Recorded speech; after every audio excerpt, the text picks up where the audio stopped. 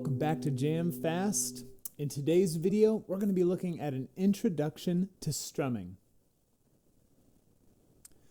So what is strumming? Well, strumming is when you take either a pick, or sometimes known as a plectrum, or even simply just your fingers, and you strike the strings 6, 5, 4, 3, 2, 1 evenly with even pressure. You can either downstrum or you can upstrum. We're going to be looking at a whole bunch of different strumming patterns and techniques later on in the course, but for today, we're just going to be looking at downstrumming. So what I want you to do is grab your pick right now, and there's two things that I want you to focus on when practicing strumming, and that is pressure and timing. Now with pressure, what that means is we want to be striking the 6th string with the same amount of intensity as we're striking the 1st string. If we do not do this, we sometimes can hit the 6th and 5th string on a downstrum very rigidly and then get a lot lighter on the 1st and 2nd and 3rd strings. It would sound like this. See how it kind of was not even with the pressure distribution of how I plucked and striked the strings on top here than the strings on the bottom. You can also do the opposite, where you start really quietly on the 6th string and then you increase the pressure on the 1st string.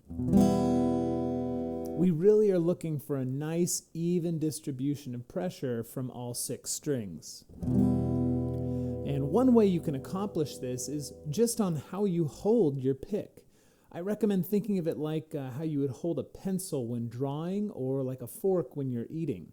It's a medium type of pressure, not too light so the pick lightly taps across the strings, and not too rigid so that it's really striking the strings with a lot of rigidity. But it's a nice even pressure on holding the pick will actually translate to a nice even pressure in plucking the strings. The other thing I want you to think about is timing. We really want each string to be striked successively so that it's nice and even sounding. We don't want to start out slow and then increase your speed halfway through the strum. Or the opposite would be fast to slow. To start with strumming, we're looking for a nice even pace throughout all 6 strings with a nice even pressure. So using our E minor chord, we're going to be taking our 1st and 2nd fingers. On that E minor chord is the 2nd fret of the 5th string and the 2nd fret of the 4th string. In an E minor chord, we play all 6 strings, so we don't have to worry about any muting or anything like that for now. So thinking about that nice even pressure and that nice even striking of strings, I'd like you just to practice a couple of times, only down strumming, starting on the 6th string and working your way down to the 1st string.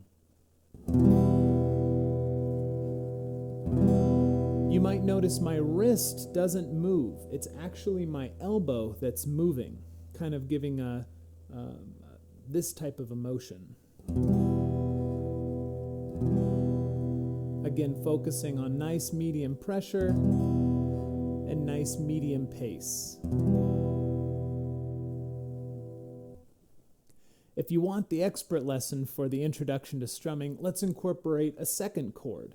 Let's take a D6 chord, which is also going to be using your 1st and 2nd finger, also just on the 2nd fret, but this time we'll take our index finger on the 2nd fret of the 3rd string, and our middle finger, our 2nd finger, on the 2nd fret of the 1st string. On a D6, we only play strings 4, 3, 2, and 1. Now this chord plus your E minor chord, which I was playing at the introduction of this video, might sound similar to America's song, Horse with No Name. You could see Horse with No Name has a very syncopated strumming pattern, but we could simply down strum and create the same feel of the song.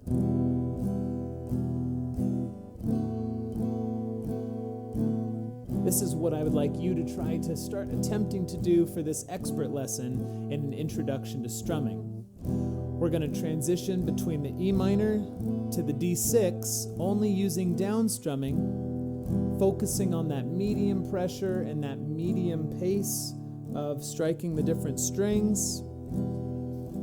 And if you're having difficulty with transitioning, don't worry. We got some great tips coming up later in the course for you. We're really just focusing on down strumming, even pressure, and even timing.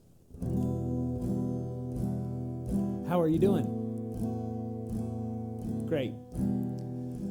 So keep practicing just down strumming on the downbeat, and then we'll get into some more intricate strumming patterns, strumming techniques, and different time signatures later on in the course. Keep on jamming, and we'll see you next time, Jammer.